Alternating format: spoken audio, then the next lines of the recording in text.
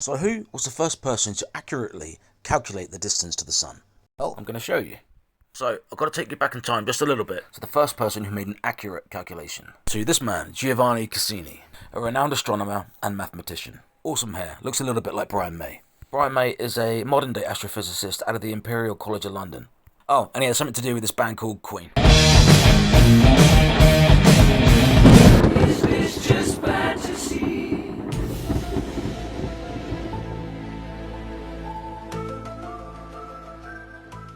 Anyway, Giovanni estimated the sun to be about 87 million miles away. And he did this after sending a friend and colleague, Jean Richet, all the way from Paris to French Guiana, which ultimately gives us a baseline of about 7,000 kilometers. And from here, they both recorded the position of Mars in the night sky. And then from there, they measured the angular shift, the parallax. So for the Earth-Mars distance, this is about as much information as I can find on the exact mathematical method that Cassini used. So I'm going to fill in the blanks and just figure it out myself. So I'm working with Cassini's measurements of 20 arc seconds and 7,000 kilometers.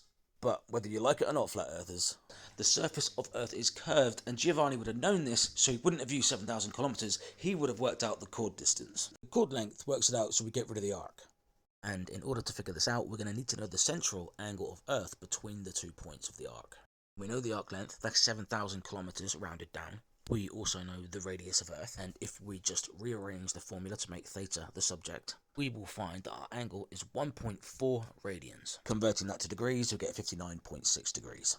Back to the chord length, we can find that out now. 2 times the radius of Earth times the sine of theta divided by 2. And this gives us the amended baseline to our triangle. So now then, moving on to the God of War. From Cassini's parallax measurements, I'm working with 20 arc seconds of angle. And we're going to have to convert that back to radians. And so our distance to Mars boils down to our baseline divided by our radians. So the distance to Mars at its closest approach must be 65,278,351 kilometers approximately. So we've just worked this out using mathematics and Cassini's measurements. So flat earthers, I'm going to check this now with modern stats. And if it's correct, I'm either the luckiest motherfucker who's ever lived, or mathematics works and it really is that far away. So, come on, 65 million. 54.6 million is its closest approach. I'm going to call that a win and say that mathematics is trustworthy. And to find the distance to the sun, Cassini used Kepler's third law, where P is the orbital period, a year, and AU is the distance from the sun. And we do this by finding out how long a year is, basically, on Mars. So they were quite patient and observed and timed the orbital period of Mars, which, rounding up slightly, is 1.9 that of Earth's year. But of course we need to square that, and then finally take the cube root of 3.61. This is clearly telling us that Mars is 1.53 times the distance from the Sun as Earth. We also know that Mars is 65.3 million kilometers further from Earth, from the Sun. So this is going to be 0.47 times the distance to Earth. So 0.47 of x, this is Earth, equals 65.3 million. X equals 65.3 million divided by 0.47.